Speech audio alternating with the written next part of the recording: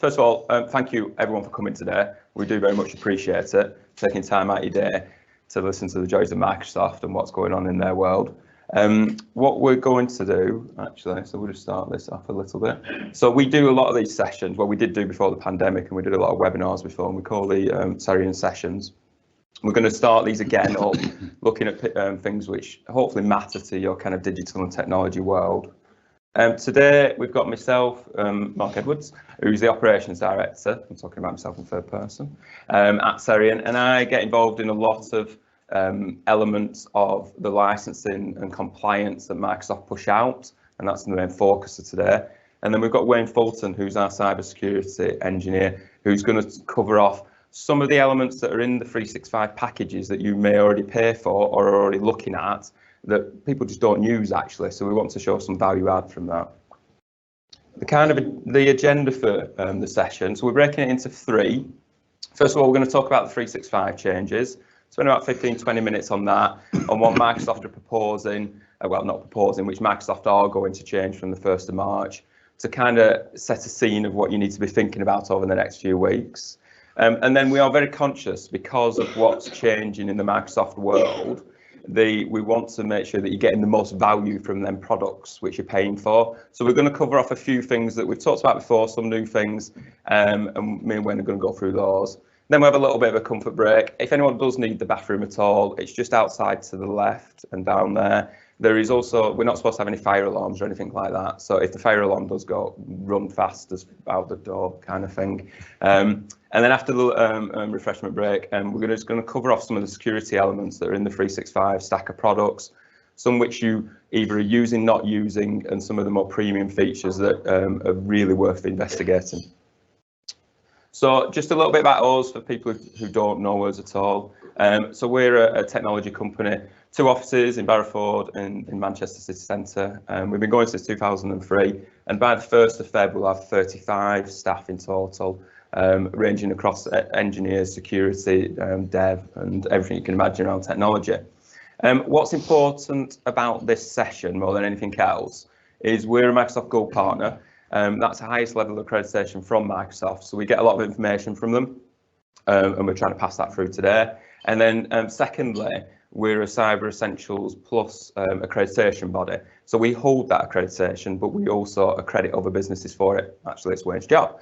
And where that really matters is when we look after people's networks and look after the customers in the room, we're always trying to think about security and trying to think that if you do this now, what's it going to do and impact in the future?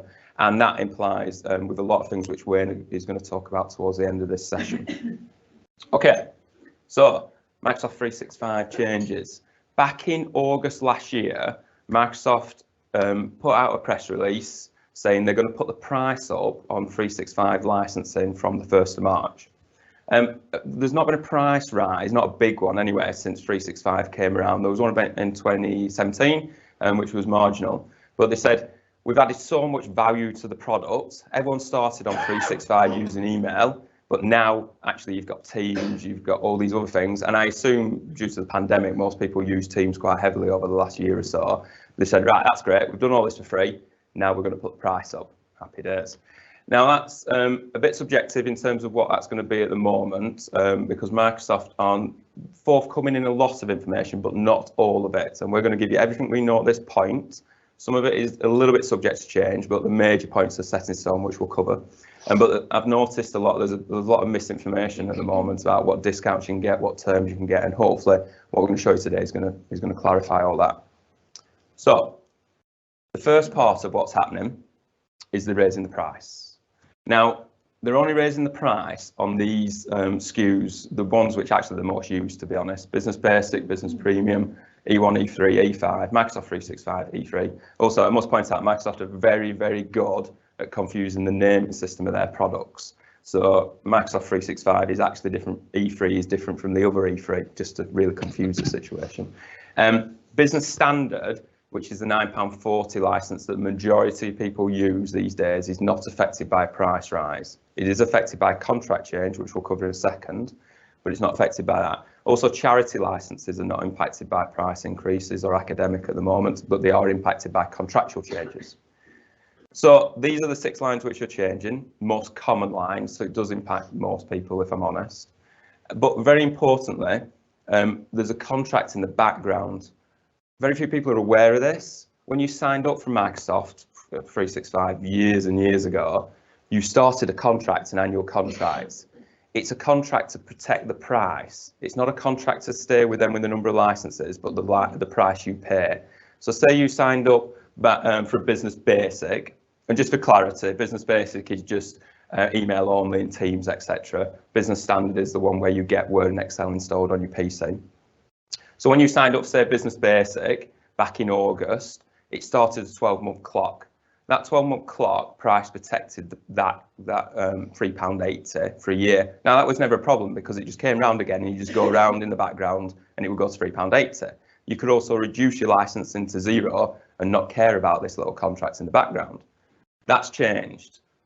Then dates actually matter now, because if your date is, say, September in the future, your price protected till September, and it'll impact your decision making on my next slide, basically, because Microsoft are after you committing to a contract that actually commits you to other things as well as the price. So I really want to highlight this because it will matter. And when we send out literature after this, and we're going to email all of our customers because we have all these dates, it forms part of decision making. What also is changing is they're putting basically a contract in place which forms a bare minimum of what you can buy. So it's never been around before. You could up and down your pricing and licenses, from Microsoft, all the way from 100 to 0, back to 50, back to 0, and you will be pro rata billed for it. So, for example, if you took a new starter on the 15th of the month, you would buy the license on the 15th of the month, and you would only be billed for the remainder of that month. If you exited somebody from the business on the 15th of the month and got rid of their license, you would get a credit back for what you paid in advance for that. The big change in this new commerce experiences, which is what Microsoft call it, or the NCE, is going. The change in that from a daily billing model to something which is either monthly or annualized. Where that really matters is you need to know what you need for either this month or for the year in advance. So if you ebb and flow your licenses, now not many people do, to be honest, seasonal businesses, education, etc., where it moves around, has a large part. If you are growing, there's some positives here. If you think there's a decline, unfortunately, there's a negative because you have to commit to it. What they're also saying is they're changing a bit of the liability, which is not your problem, but it means that as a Microsoft partner, if you decide not to pay us, we have to stand the bill. So that's a change from usual, semi-change from usual. So if you're not on direct debit with us as a business, we're going to ask you to go on direct debit. And the price increase is based on what commitment you're willing to give Microsoft.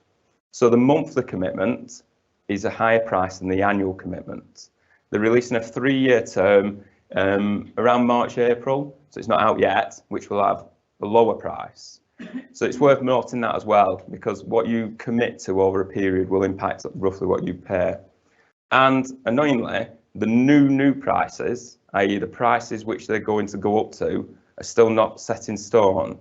They're harmonising it across the world, so it's going to be based on exchange rate. We've got the dollar prices, but we don't have the sterling yet, which we get in about 2 weeks, which is really tight timing from when you need to make a decision, which I'll explain because we've got a timeline here. So, 1st of March, the price increase comes in.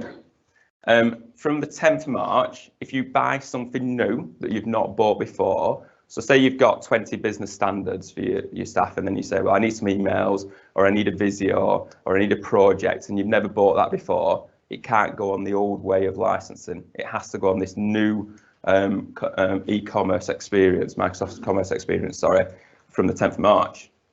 However, Microsoft have decided to offer an offer out, which we're going to cover in a second, because they are trying to tempt you to commit to annual.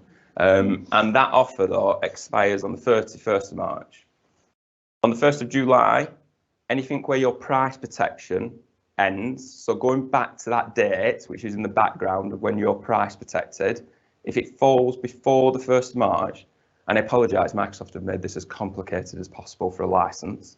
If it falls before the 1st of July, you'll get forced onto the new system no matter what, if that makes sense. So that's why we're talking now, and we just want to prep as many people as possible for this, just so you can make a contractual decision.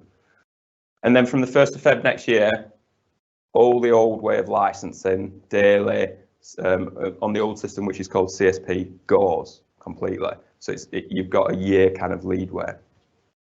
What Microsoft are doing is basically saying, okay, there's a change here. We know it's not ideal. You know, the price is changing, but the contract is going to basically make you look at the number of licenses you have and tell you exactly, you know, commit to that. So we'll put a couple of offers in place. If you decide to move from your daily billing to a monthly billing before March, on the monthly one before June, they'll keep the price that you're paying now the same.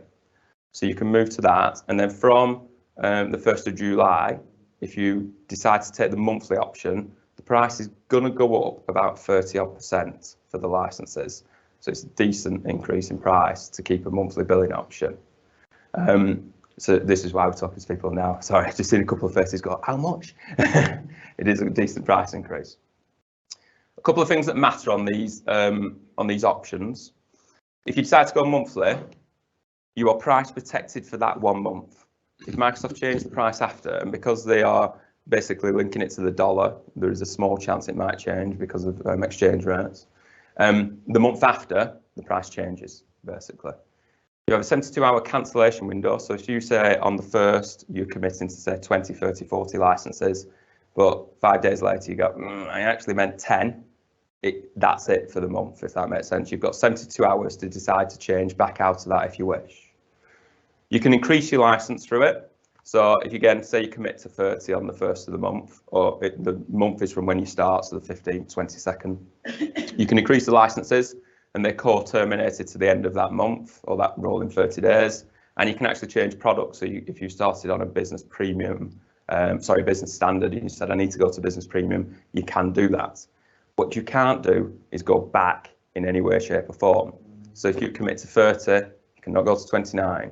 If you commit to a business standard and say, actually, we need a business basic, you can't go back. You committed for that term, which is where the biggest change in this world is. They've also got an annual contract and a 3 year, but the 3 years not been released yet, so you can't sign up for it. The only real difference in this is if you sign up for an annual contract, you are committed for the 12 months over 30 days, but all the other rules are still the same. So if you commit to 30 for an annual and you decide to go to 31, that's fine. But if you decide to go to 25, you can't. You will still be paying for the 30 for that period.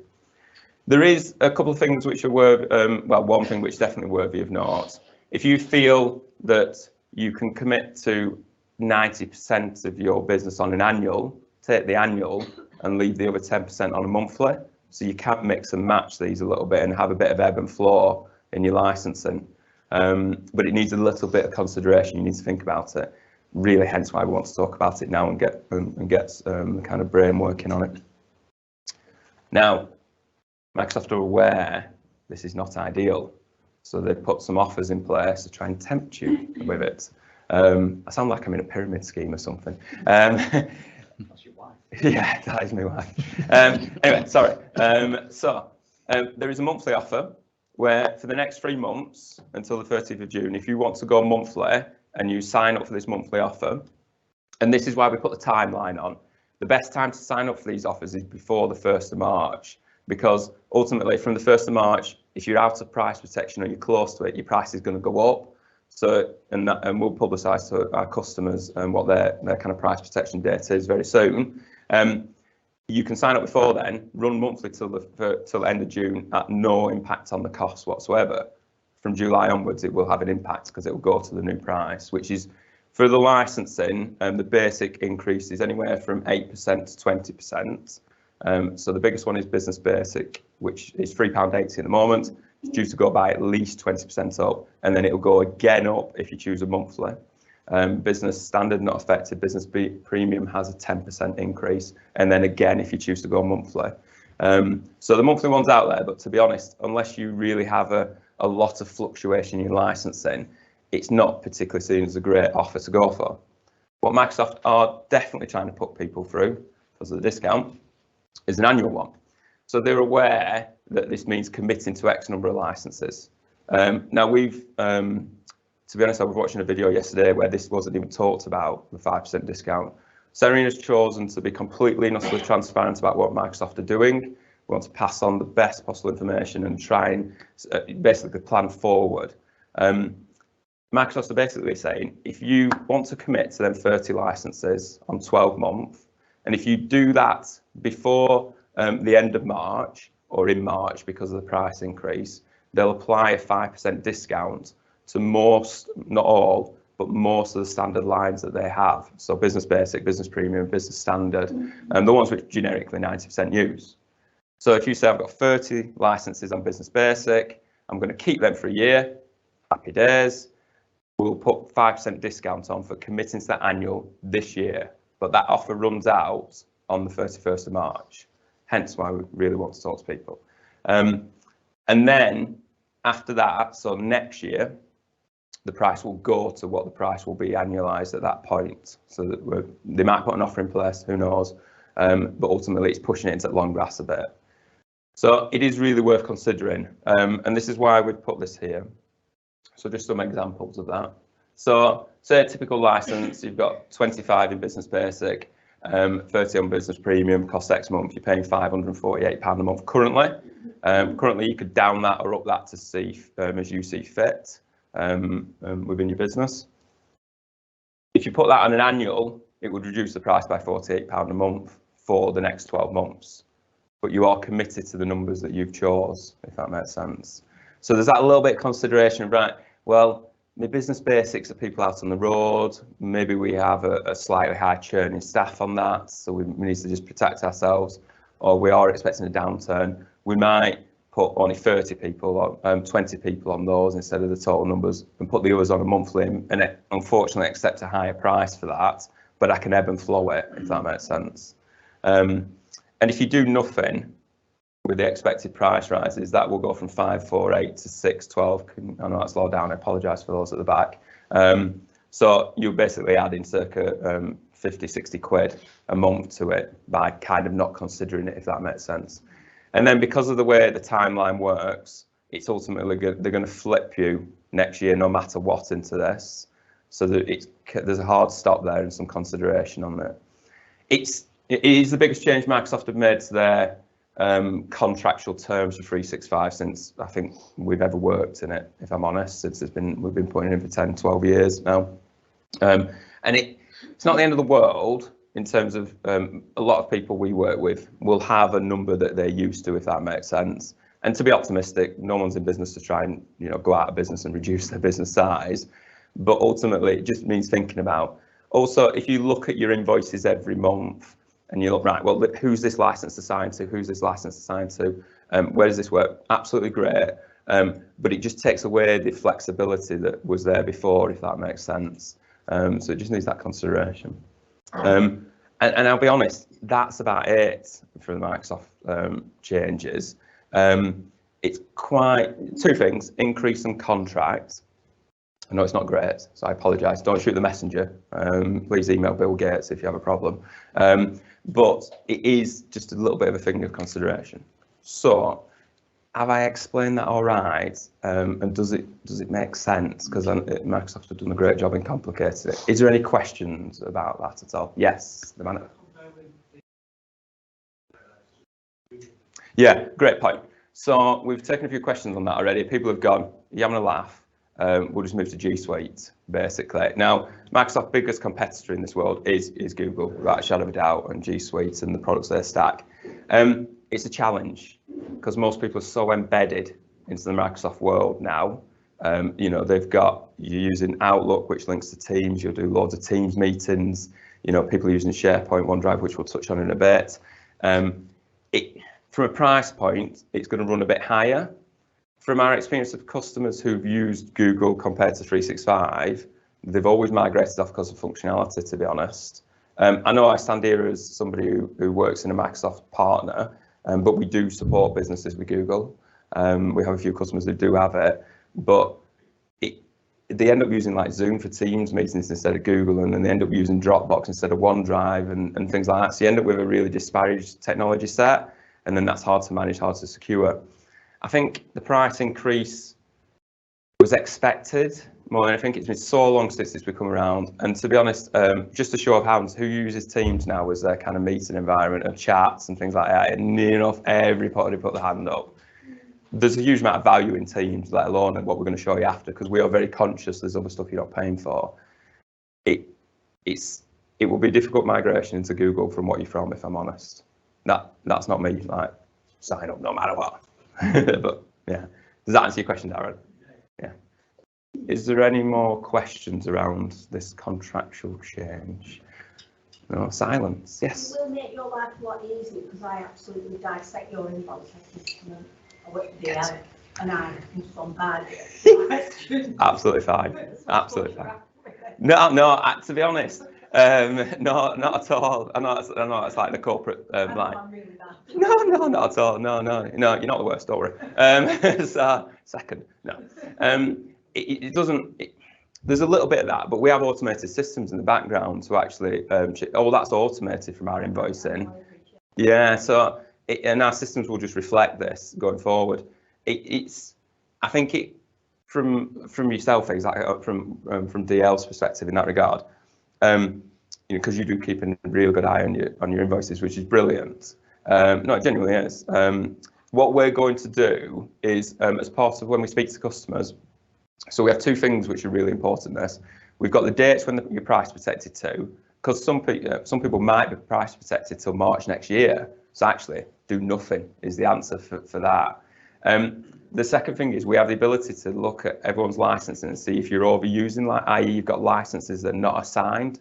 So as part of when we communicate with people over the next couple of weeks, we're going to say, this is what you've got. This is actually what you're using, which might be 100%, 95%, etc. So let's drop some anywhere. And then this is what we would recommend going forward on the best price, basically. And at the moment, the annual one, if your price protected date is anywhere in the next 2, 3, 6 months, the annual one's not a bad deal, because you get a discount, because we can't. I was about to say there's nothing more certain than the death taxes and Microsoft price changes, so it's gonna come around, if that makes sense. Does that answer your question? Yeah. Yes. The licenses, they're not. Can you, so say in our situation, say somebody had a license and we can transfer that license to another person, can't we? Yes, yeah. So we wouldn't have to cancel it and then reissue. No. So going back to the example, if you've got 30 licenses, it's just a pot that you pull from. So if you've got leave a starter, you just let go of a license for a few days and then put them back in. It's just a pot. Absolutely, yeah, absolutely. So it's not affecting education licenses? The price increase isn't, but the contract is. Well, because I'm still in another 2 years in my, we're on a 3-year annual education one. That's really good then. So you're price protected until that date, and then you'll slot into whatever the price is at that point. To be honest, I would be absolutely amazed if Microsoft start messing around with the pricing on a regular basis. This is a huge change what they've done. They very rarely do it. So I wouldn't expect it to change, but they're very clear that it can, if that makes sense. So you should be all right, actually, to be honest. The licenses, you're going to start to leave it. Yeah. No. 72 hours. Oh yeah, you have a 72. Yeah, good point, Richard. You have a 72-hour window where you can put one and then take it off. Yeah. Also, just for information on that 72-hour window, that includes weekends and bank holidays. So don't ever make a big change on a Friday before a bank holiday, because you'll be bang out of luck.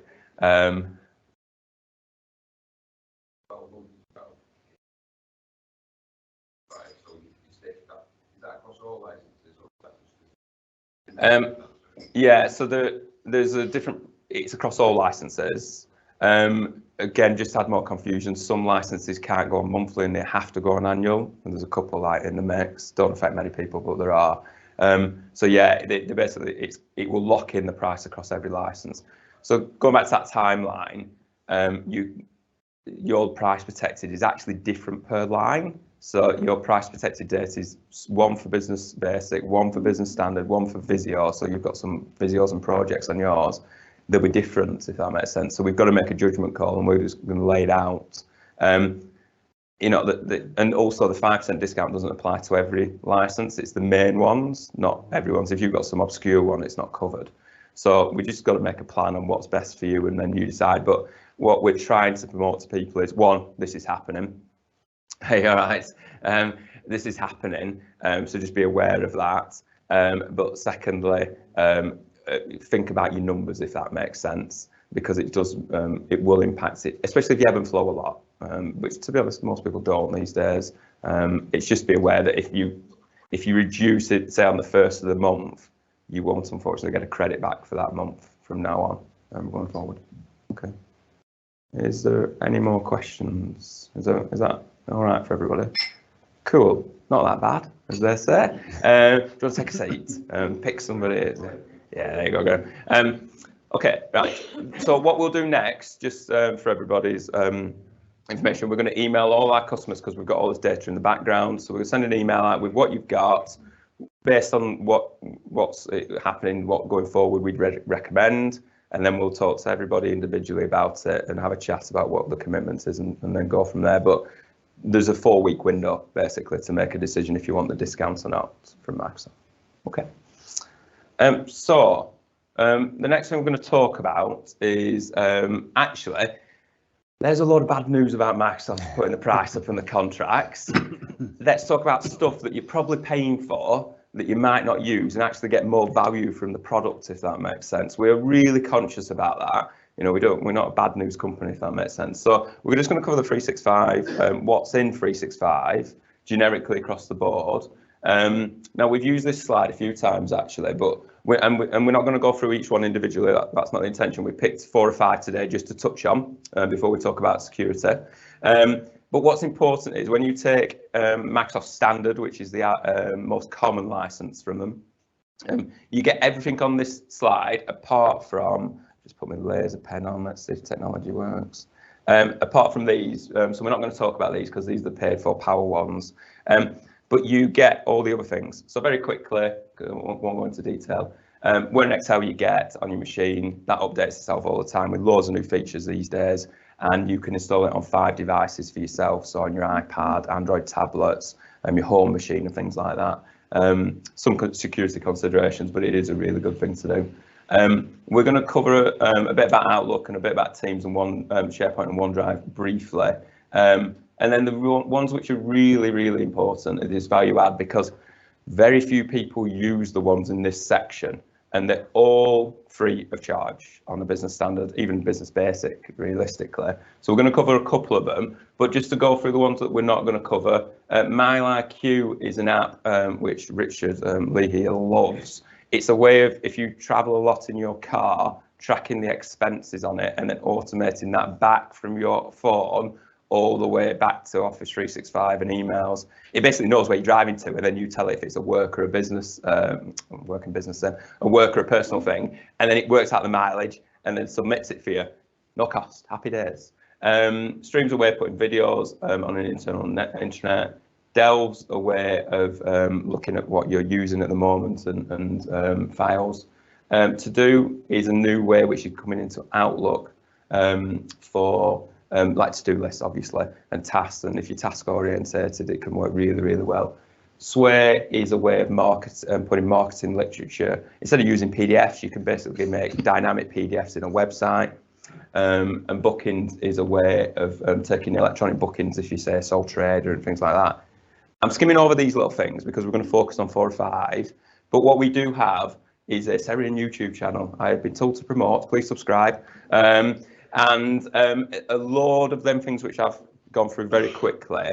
We have 20-minute, half-an-hour videos on our Seriun YouTube channel. That if what I've said has piqued your interest, go and have a look, go and have a play. And if you want more information, then please let us know. But we are going to focus on about 5 of them, or 5 of them. The first one being Outlook. Yeah, thank you, Mark. Thank you very much. A cracking explanation of the changes there, clearly well understood by Mark, so fantastic, thank you for that. So first on the list that I want to talk about is the Outlook app. Now I'm using the word app specifically or exclusively people are thinking, well, I use Outlook anyway and I get my money's worth all the time. Yes, you probably do in the desktop environment, and I'm sure people in this room are using it. So going back to what Mark said earlier, what we're trying to do is pick out features that you're not using but you're paying for.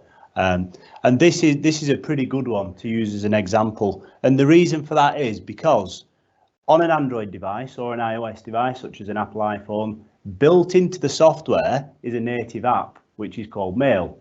And yes, it can connect to your corporate environment and it can retrieve email. However, there's quite a lot of functionality missing from the native app. Okay, so by using the mobile app, you're increasing your resilience to security, you're increasing your compliance. There's various different reasons for that, but that's one of the primary reasons to move and use a corporate app such as the Outlook app, and it's actually free. It doesn't cost you anything to install on your mobile device, so it's really important.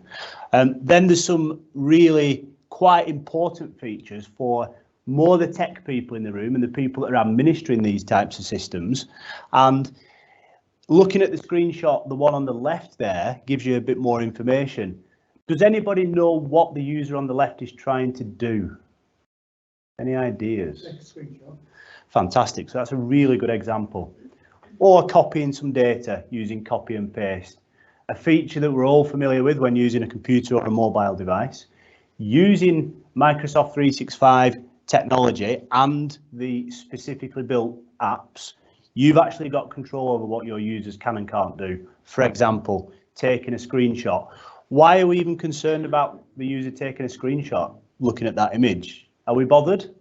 It can be yes and no. It all depends on what the data is. It all depends on what the user's doing. It might be for malicious purposes. It might not be. But the fact is you've got control over what them users can and can't do when using a corporate app. And then the last point that I want to make on this, and it's something that Mark touched on when we were asked about the G Suite and competitors, and that's basically the unification of other apps. So the native app built into mobile devices, so it is great and it works. However, if you want to combine the use of mail, contacts and calendars, that means you've got 3 separate apps that you need to use in order to collaborate your work. Using the Outlook mobile app, you've got all the features there in one app. So it just streamlines the way that your users can work. It just makes things much more efficient, much easier to use. Thank you, Wayne. I must stress again, no cost for the app. Just install it on your device and put your username and password in for 365 and it'll set itself up for you. So you usually find it works really well. The next one we just want to cover a little bit is something called MyAnalytics actually. It's a hidden little thing within Outlook that most people don't know is there. They are just going to rename it, apologies for those at the back, called Viva Insights. And on the little bar on your Outlook, it's usually at the top right. And we've done some wellbeing seminars and sessions over the lockdown where this plays a part in it. What it does is actually look at your digital life within Outlook and Teams and says, are you working too hard, basically? Yeah, a few faces in the ring about what. And it gives you an idea of what's going on and where you get focus time, where you don't get focus time, and tries to work, tries to prompt you, should I say, to consider how you actually work day in, day out. I think through the pandemic, what has happened is, especially working from home, there's not usually a differentiation between stopping work if you're working in your kitchen or in your house, and some people work longer hours or shorter hours and such. And what Viva does, MyAnalytics, is give you that kind of data to say, well, what's going on. That we've seen some customers using their appraisals and reviews for staff because this is an individual data set. But they've when people said, well, I'm working too hard, etc. There's data to back it up, or maybe not working enough, who knows. But it shows you when you're quiet and when you're not quiet. Now, where this links together. So the app that Wayne's just showing you about, Outlook and Teams, you can set that app to have quiet time. And what quiet time is, it will not therefore pester you with notifications, and that's scheduled. So, for example, if you don't want any emails past 7 o'clock or any Teams messages, the app, you can set to do that. And this gives you a bit of a graphic of if you are working too much. So we've taken this from somebody in our business who shall remain nameless, and they had 6 quiet days in the last month, basically, and some are not weekends. That's not great. So from a work-life balance, we need to set a bit more and say, no, you just need to chill out a bit. You know, don't have to work all the time. What it also helps you do is it will prompt you on the right hand side of your Outlook to say someone's asked for a meeting, because it reads your emails and says somebody's asking for a meeting. I think you should have this meeting at this point.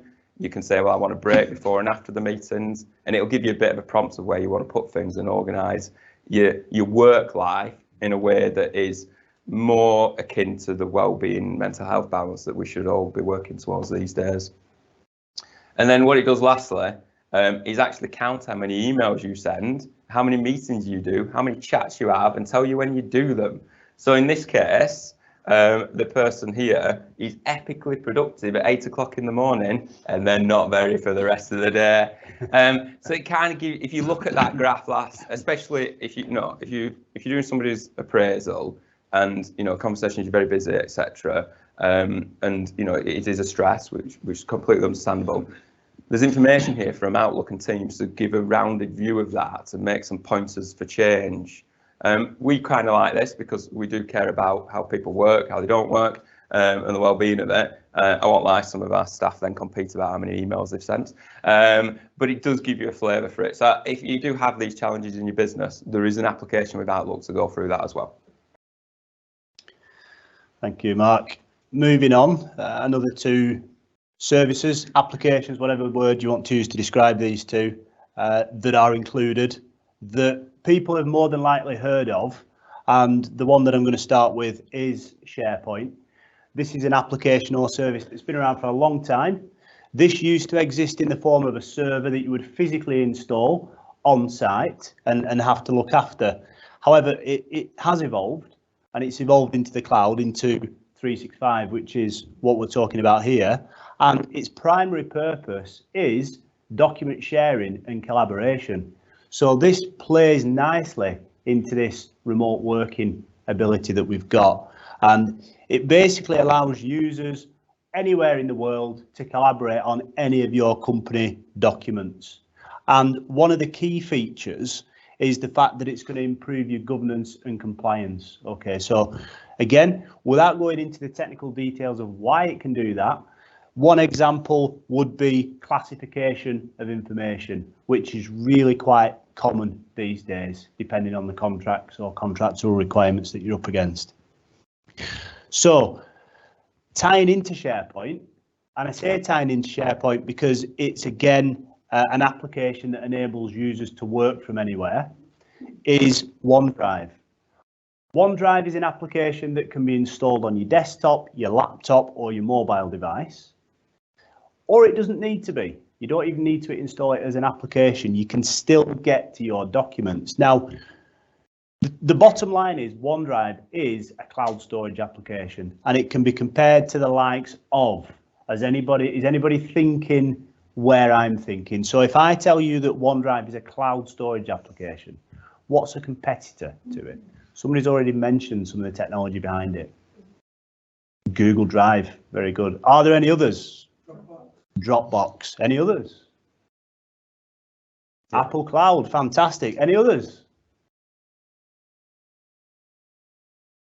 There's loads. That's basically the response I was looking for. The list goes on.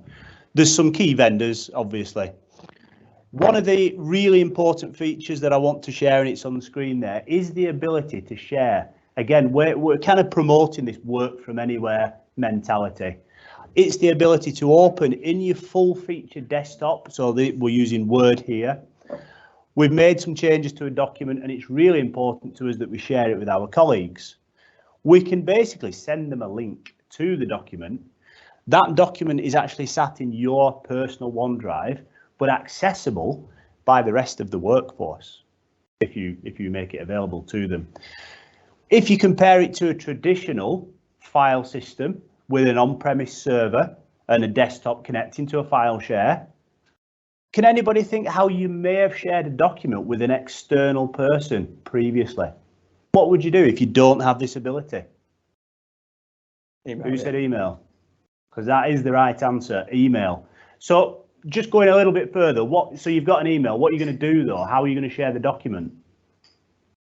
Attach it. So what you're going to do is take your document, save it, probably save it with a different name because it's the one that you're going to share with somebody, attach it to an email and send it. There's a few issues with that, one of them being security, and I'm going to come to this in a minute. You sending an email with an attachment unencrypted can be intercepted and it can be read. Okay, using this method, sharing your link, you've got an encrypted connection to OneDrive, and so does the person that you're sharing with. Okay, so some really good features. And excuse me, the last one I want to mention on OneDrive is versioning. One of the original reasons for OneDrive emerging into the market, versioning being, any ideas? If I say versioning, what would that mean?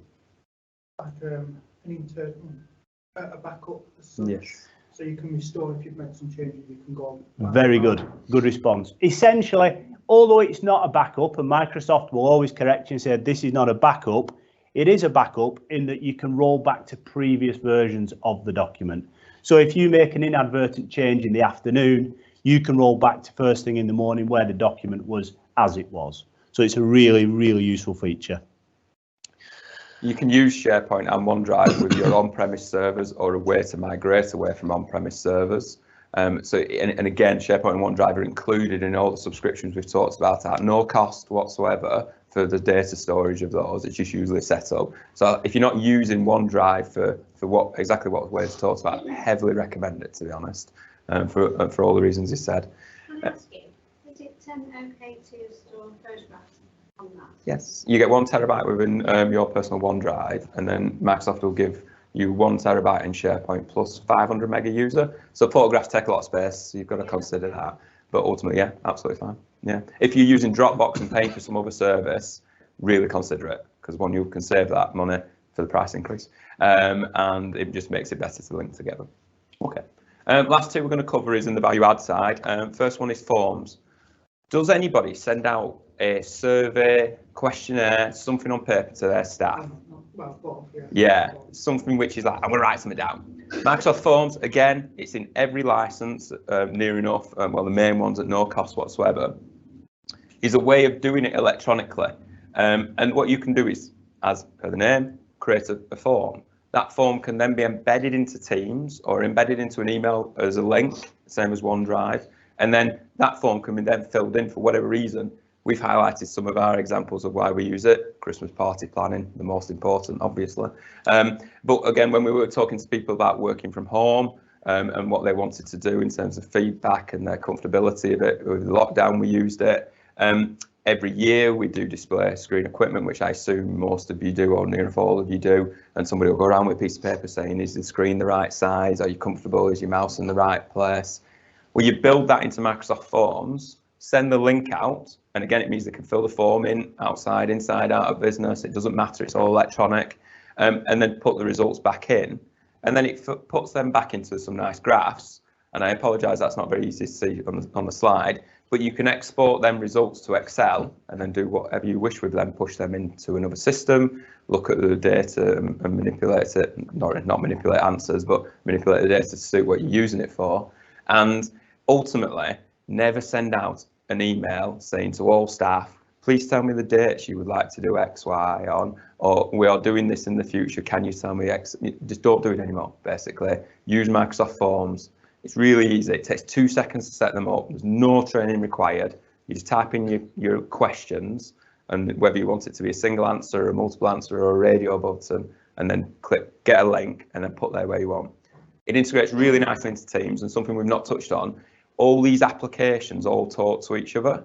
So Forms, what Wayne's going to cover next, Analytics, they all talk in the same ecosystem from 365. So you can embed them all into Teams. You can usually get links from Outlook. So you can, and the more you use, the more it works. So please have a look at that if you do that already. Thanks, Mark. So the last one that we're going to discuss, certainly not the least, is Planner. Another one of these applications that's just sat there in Office 365, and when you'll go away from the session today, hopefully you'll go up into the top left corner and click on the Microsoft waffle and you'll see these apps there. And this is one of them, Planner, fantastic. Excuse me, basically a task management system, but a really simplified version. Okay, so we're all busy, we've all got lots of tasks to do, and tasks that we do on our day-to-day jobs normally fall into categories, and the categories are not started. So we've all got that big list of tasks that we've not even looked at yet. We've got tasks that are in progress. So there may be a task that you've been working on and you can't progress it for various different reasons. And then we've got the best tasks that are marked as completed. Now, Planner uses a fantastic system known as buckets. And what you do is take these tasks and drop them into buckets. And it gives you, as you can see there, a fantastic holistic basic overview of where you're up to in your working day. So you can come in first thing in the morning, open Planner, and be presented with a nice pie chart there. So obviously the green ones showing that you've completed, red ones that you haven't even started, blue ones that are in progress. So you get a nice overview of what you need to do for the day. Super easy to use and really effective. It heavily links again into Teams, so it can be built into Teams. You've got multiple users for it as well, so if you're working on projects across multiple people, it works unbelievably well. Planner, again, no cost whatsoever. You are probably already paying for it in your subscription. So if you do projects, so you've got new product launches and things like that, it can be used to manage that, especially if you're task oriented in that way. So really heavily recommend that as well. Okay. Is there any questions about anything we've talked about in those sections? Yes. Can I just ask on the forms, when you send out a survey, can it be anonymous, the replies, or? It actually asks for an email address when it comes back in, so you get a choice. It will flag that up. We do have some customers who do send them externally though after training sessions, so it works quite well if you go and deliver something, and then if you really want to use the power of 365, you can use one of the products called Floor, which links it. So from Planner, it'll know when you've completed like a training session task, and then it'll send a form out dynamically afterwards. But they're happy to accept the email address back in, if that makes sense. I've sent some sent some anonymous. Yeah, you just hit the button and go through. Yeah. It's in the settings. Okay. Any more? Yes. Outlook app, or you can stop the screenshots. Yep. Can you do something like that? Some people can't put their account on like the native iPhone app or whatever, the mail, because they've got the username and password obviously, so they could just set their own account up on the phone. Yeah, no, you can block the native app. Yeah. So you can block You can, yeah. So yeah. You can do all sorts of things actually. You can block, even get to the website if you wish. So if it's somebody who just uses Outlook in the office, you can then stop getting them to the entire website if you desire as well. Yeah, well, actually, Wayne's going to cover some security features in a minute, which touch on that a little bit, a bit more. Yeah, good question. Is there any more from what we've shown you? Yeah. How secure is the OneDrive? When you send a link through OneDrive, you can determine where it goes, as in the email address, and the email address phones. Yeah. Yeah. Usually what happens is when the security level goes to, secret level, they'll provide the solution to share the document through rather than you use your solution. Under that level, the security, because the data is held in UK data centers by default now, and the compliance with 365, it's got all ISO as you can imagine. It's if it goes so far, they'll give you the bit of software to use, if that makes sense. But yeah, really good question. Is there any more? What we're trying to say in that section is there's a load of stuff that you probably, like I've said a few times, you're probably paying for that you may not be using, and we just wanted to give a nudge in some of these directions. I really hope it's been useful. If there's some stuff on the slide deck where you think, I like the idea of that, please go to our YouTube channel and have a look. If it's not there, just drop us an email, give us a ring, and we've got somebody who knows about every app in that, being geeks, as you can imagine. Okay. So we're just going to take 10 minutes or a bit less. So come back at 22, if that's all right. There's a second round of breakfast for anybody who wants more, and teas and coffees and things like that. And then we're going to go through 20 minutes of security. Okay, thank you, everybody. I hope you all had a nice cup of tea, cup of coffee, a Danish, a couple of bacon butties. There's enough to go around twice, I think. Yeah, take more. That's where we'll be heading next. Okay, so moving on, and we now want to talk to you specifically about security, because we believe that the security side of things is a really good way of adding value to the subscription that you've got with 365. These are the areas in particular that we're going to focus on. There are many areas of security, as I'm sure you can appreciate, that we can't fit into the allocated time slot that we've got. So we thought we'd pick out 3 of the ones that we come across the most, I'll say, for now.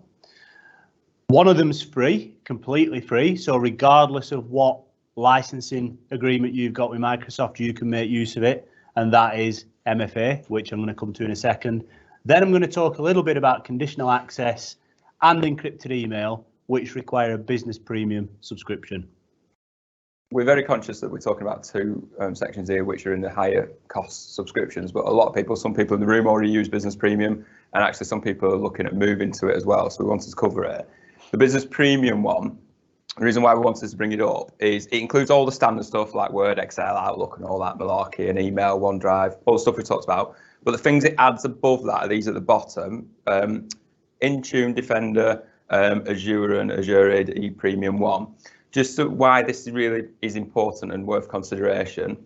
Intune is what we call an MDM solution, or a mobile device management solution. It can be installed on your phones, on laptops, any mobile device, and is used to manage those devices, lock them down, restrict what people can go on, what they can't go on. So if it's company mobile, you can stop them installing gambling apps and things like that.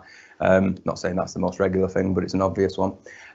It also means if you lose a laptop, especially with remote working these days, we can wipe the entire thing from it. It's very good at basically controlling those mobile devices. It is also really good at something called autopilot, which is a way that if you take on a new starter, you can dispatch the laptop to their home address, which is the way it works these days, and it will pre-set up the laptop when they type their first password into your company-defined policies. And that works epically well now with taking somebody in who doesn't live near your head office. Defender, which is coming very soon, is another layer of antivirus on top of what you get. But one thing it does amazingly well is something called impersonation detection. And it who's had an email come to go to somebody in your business from you, but it wasn't you before? Yes, everybody. So what happens is, so I'll pick on Darren. Sorry. If you know an email goes to one of Darren's colleagues saying it's from Darren Mort, but it comes from darrenmort@gmail.com. What that does is stop that in the majority of sense. So that's coming now and is a big phishing threat. Azure Information Protection Plan is something that Wayne's going to touch on, and it is part of the subscription that allows encrypted emails. And then Azure AD Premium P1, too many P's in that sentence, is an unbelievably good product, because if you are considering getting rid of your server, it will provide the security that your server already does to your local machines via the cloud. So it provides that solution which servers inherently have done for 20, 30, how many years. And these all come part of the business premium, but you can buy them individually. So we just wanted to highlight that, because some people in the room already have it and don't use some of these things, and some people are actually looking at going to it as well. Thank you, Matt. Common questions, so I thought that'd be a really good way of introducing this section. What we're going to do is test you and say, what does MFA stand for? But I thought that were a little bit easy, to be fair. Multi-factor authentication, pretty straightforward. So my other question is, instead, can anybody tell me a name that's used instead of multi-factor authentication? What's the abbreviation that you also see? Any ideas? 2FA, well done. So 2FA is the old-fashioned way of referring to MFA. Another question, why is 2FA old-fashioned and multi-factor is new? Any ideas?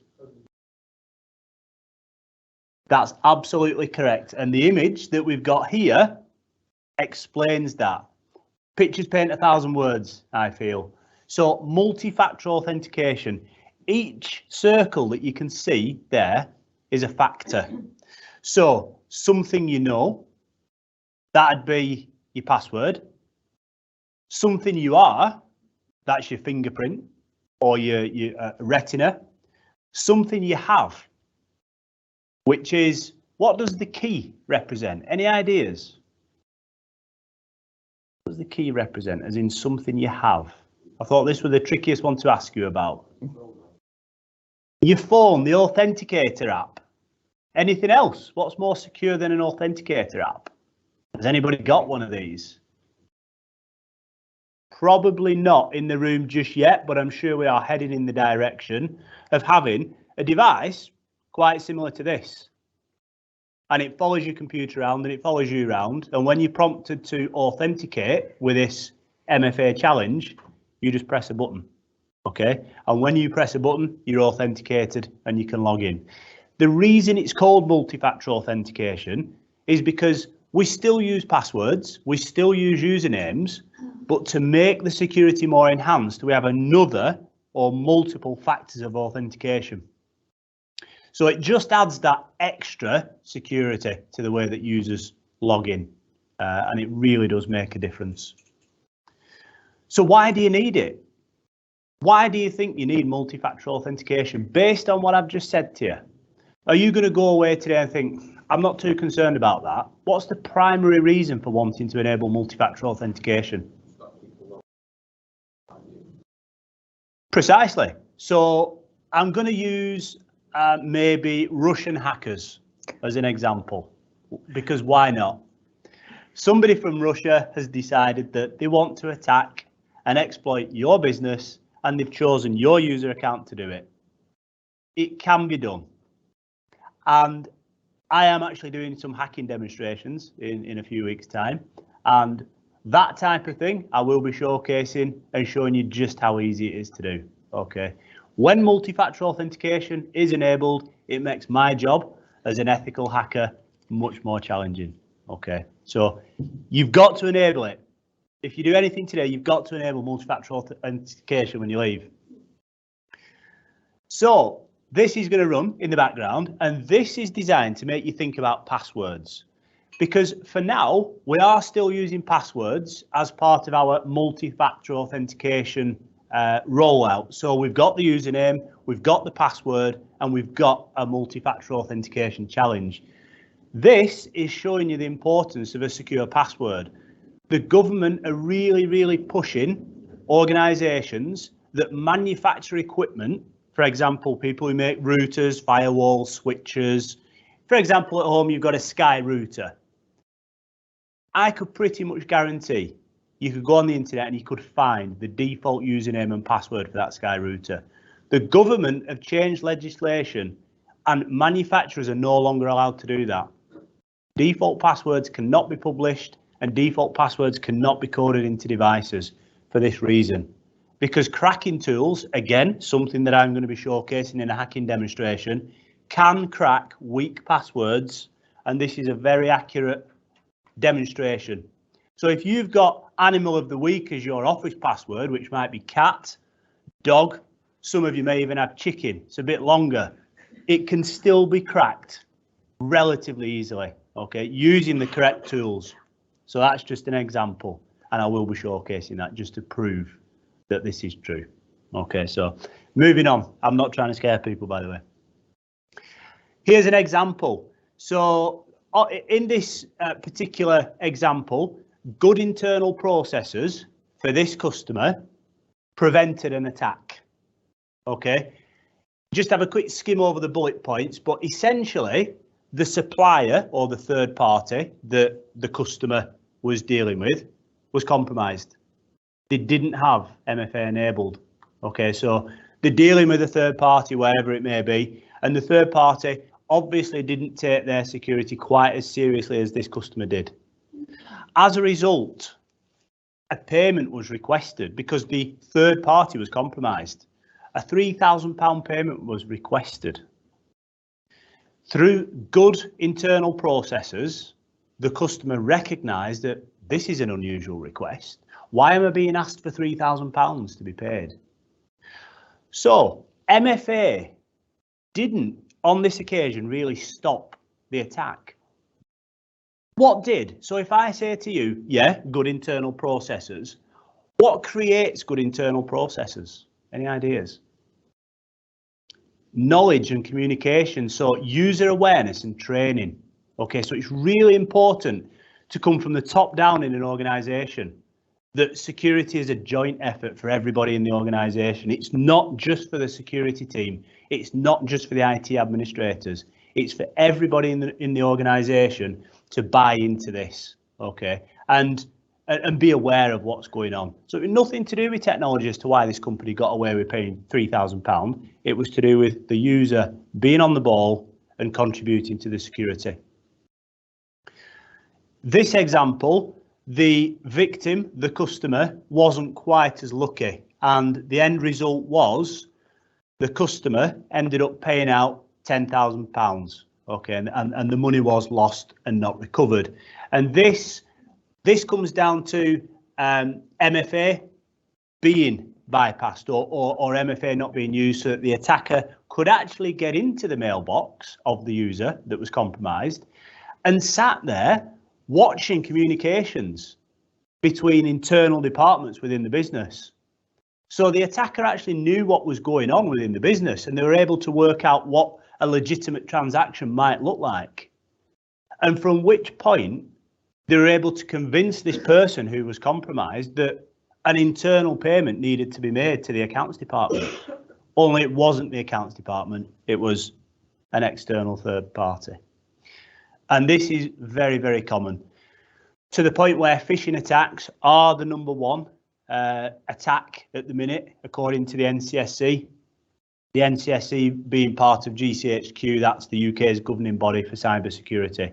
So the research that's been done is now showing that phishing attacks are the #1 problem. And that goes back to a little bit what Mark just touched on, the impersonation detection, which is part of premium licensing. So if you are licensed to a premium standard, these are the features that you absolutely need to be making use of. And I can speak from experience, the impersonation detection is fantastically good at stopping these types of phishing emails. Moving on, conditional access. So conditional access is the next level to multi-factor authentication. Again, it's a premium feature. Multi-factor authentication isn't, this is. Now, I'm going to keep it relatively simple, and I'm going to try and give you some analogies, because I feel that we learn by analogy and description. Conditional access is kind of like multi-factor authentication, although it implements multi-factor authentication in a way that doesn't burden the users. Okay, multi-factor authentication, some of you might be sitting here thinking, what a pain that is. So every time I want to connect to Office 365, I've got to put a token in. I need to get my phone out, and I'm challenged. That's a pain. Okay. Now, I remember my university lecturer once saying to me, any system that is too secure is not usable.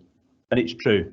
So if you've got a room with no doors, no windows, yes, nobody can get in, but you can't get out. It's not a usable room.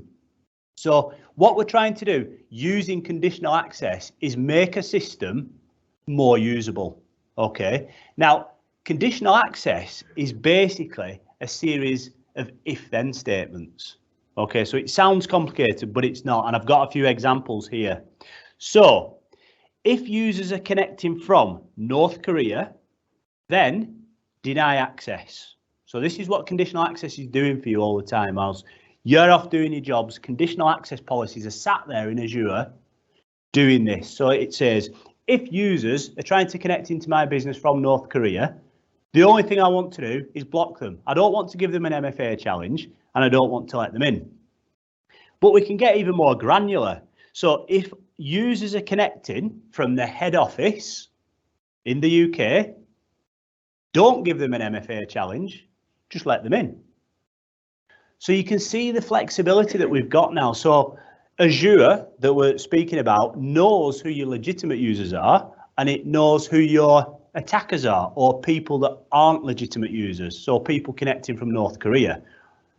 I would imagine that nobody in the room is expecting anybody to be connecting in from North Korea.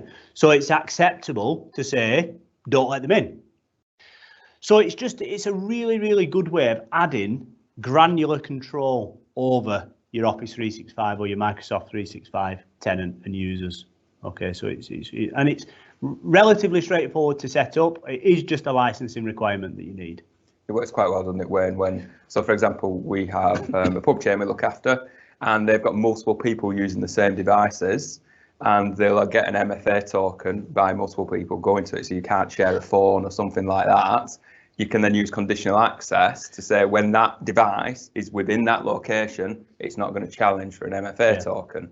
So it works when you've got a few different things working around. Yeah, and it's a good point, is that, Mark? Because we do come across companies from time to time that some employees don't have access to a mobile phone for whatever reason.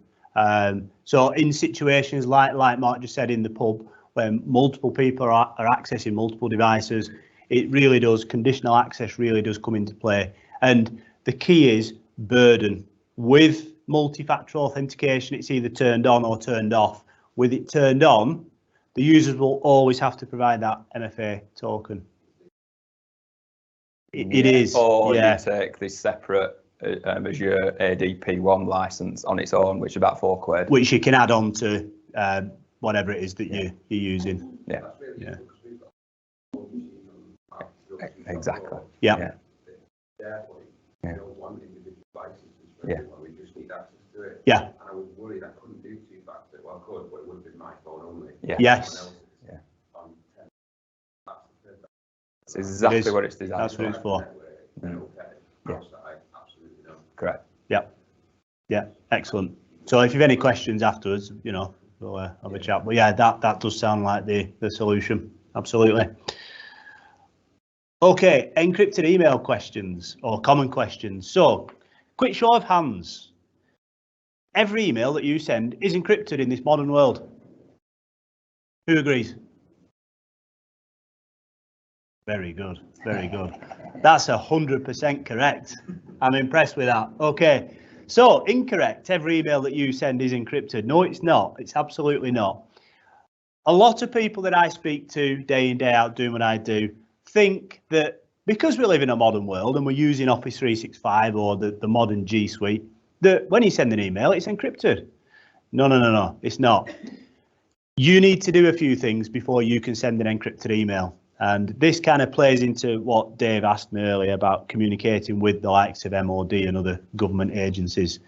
If you want to send a document to a third party, and the document needs to be encrypted, this is the way to do it. Okay, so it's as simple as this. Look at the image on the right there. You'd open up an email or you'd compose a new email, you'd type the body of the email, you'd put an attachment in there, you'd choose who you're going to send the email to, and then you click on encrypt. Brilliant. Works fantastically well. Until when? So Dave needs to send an encrypted email to the MOD and he's really busy and he's rushing to get this email sent off. Composes the email, adds the attachment, press send. What's Dave just forgot to do? He's forgot to press encrypt. Okay, so the email isn't encrypted. Dave's forgot because he's busy. What's happened? This sensitive email for the MOD has shot off across the internet in plain text. Potential problem. So what we can use is auto encryption. Using Office 365, there's some really clever features in there known as transport rules. And what we can do is monitor mail coming into the Exchange server in 365 and look at some variables. For example, Exchange can look and see where the email is destined. So who is the recipient? So if Exchange, that's the email system, sees that Dave is sending an email to the MOD, encrypt it, do it for me, and do it for every other communication that I make to the MOD. So that's just one example. You can set different groups of recipients up and different senders. So you might have a pocket of really niche users in the business that must only ever send encrypted emails. Okay, and you can tell the Exchange server at the gateway level to do it for you. And you can still have the flexibility of choosing to send an encrypted email when you want to. The beauty of encrypted email is it demonstrates good governance. It demonstrates good security best practices. I have been in situations before now where companies have needed to send on encrypted messages and they haven't had the ability to do it, and it's resulted in, oh, well, we can't do that, and it doesn't really look good. So having the ability to do this with the correct licensing demonstrates good cyber governance. Okay, so it's a fantastic feature. There's, excuse me, one thing I wanted to say. When you send an encrypted email, I'm not going to use the word perfectly safe, because the word perfect in the world of cyber is probably not right, but the email never actually leaves your mail server. You send the email to the recipient, and the recipient connects in to read the email. Okay, so there's never a copy that goes off and lands on the recipient mail server, so you've always got full control over it. Now, I will say, if your recipient is using Office 365, just like you are, when the recipient receives the email, they don't have to do anything. It's fully transparent to the recipient. They can just read the email. They don't even know that it's an encrypted email. I think it just shows a padlock, doesn't it? At the top? Yeah, so but in terms of having to log in or authenticate, you don't need to do anything like that. When might you need to authenticate as a recipient if you've received an encrypted email? Any ideas? So if the sender is using Office 365, but the recipient is using G Suite, there is a bit of extra work needed on the recipient end, because the recipient needs to authenticate with Office 365 to read the email. However, it's been built with simplicity in mind, and the recipient purely needs to authenticate, whether it's with an MFA challenge or using a federated service, which is a service that Microsoft already trusts to authenticate and then read the email. Okay, so it's relatively straightforward. It has been built, and the words Microsoft use, with simplicity in mind. Okay. Any questions? I try not to make it too technical. I'm not here to baffle people and use terminology that doesn't mean anything. So any questions, either ask now or come and see me after. What? Darren?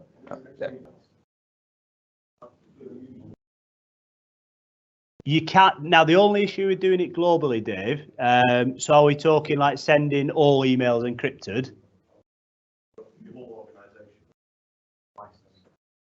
Yes, so in terms of licensing, yeah, you need to make sure all the users, well, if you wanted to use it across the organization, say 50 users needed at some point to send an encrypted email, you need to make sure that you're sufficiently licensed across all the tenant. And then you could use it for all the users if you wanted to, yeah. There is a freestanding license for encrypted emails only as well. That little icon we showed, you can just take that license and not business premium as well and attach it to the licenses you have. That for another £4 a month, something like that. £15.10 currently. So if you take more than one of its features, you might as well take everyone on it. Yeah. If you only take one, buy the individual feature, and they're all like £4.50 basically, and then you work it that way around. With the new features, you know you mentioned that somebody's gained access to your system through somebody's email address, where they've been helping to give them a password or whatever. Yeah.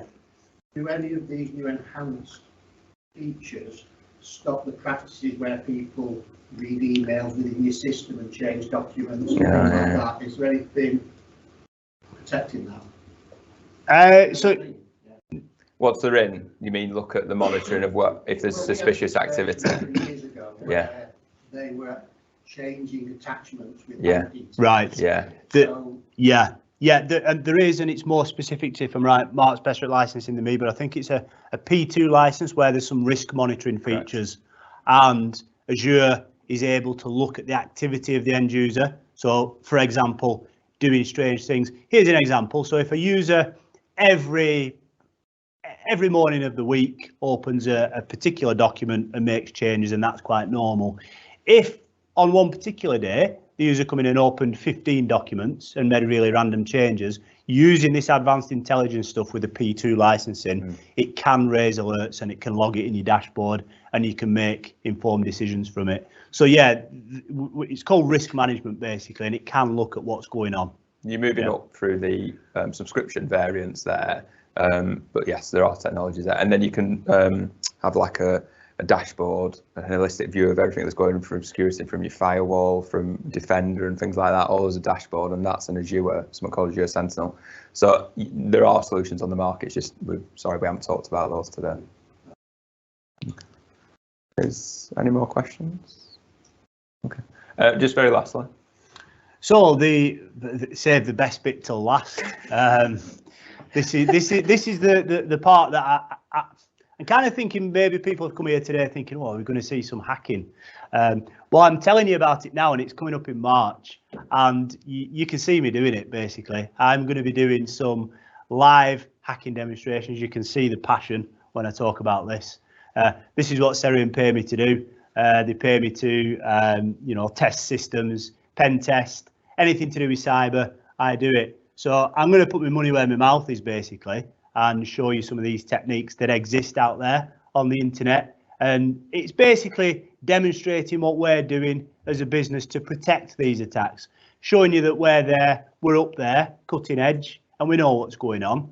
And in turn, we can provide solutions for you. Now, just to give you a bit of an idea, these are the 4 top of the list that I'm going to be doing. So I'm going to be breaking into a wireless network. So I'm going to be capturing packets, and I'm going to be decoding the packets and showing passwords for wireless networks on the screen, so you'll be able to see it happening. I'm going to be then taking full control of a remote computer with very little user intervention, so taking full control and then doing other bits and pieces whilst I've connected. I'm going to be using the brute force attack, which is one of the oldest names in the world of cyber security. A brute force attack being I'm going to use some password cracking software to crack a password on a host out on the internet that I own, by the way. I'm not doing anything illegal. And then probably one of the most interesting ones is an authentication bypass using what's called a SQL injection. So I'm going to be hitting a website and I'm going to be bypassing the username and password and getting straight into the back end and ripping the database in bits, ethically, of course. And then what I'm going to be doing is putting a bit of padding around and suggesting solutions which can help businesses stay safe from all the techniques that I'll be showcasing. So we'll publicise that date coming in March. Yes. A bit more. Yeah. Demonstration both, training yeah. for you. We'll wrap it all into one. Very much so. But Wayne is epically passionate about it, as you can tell. We do thank you all for coming. I know that coming along and talk about Microsoft and IT is always the joys of everyone's lives, but we do really appreciate your time. There's a few of us in the room, Matt and Anne-Marie at the back if you wave, and then Bryn and Laura from Seriun around here. So if you spoke to people that don't know who the face are, you can actually see them now and ask them questions. But we do genuinely appreciate you coming this morning, and we'll follow up with all our customers what we talked about in terms of the detail of the Microsoft stuff. So on more further ado, thank you very much. Thank Cheers. you. Thank you. Oh, a round of applause. And take some bacon butties. Yeah, there's loads.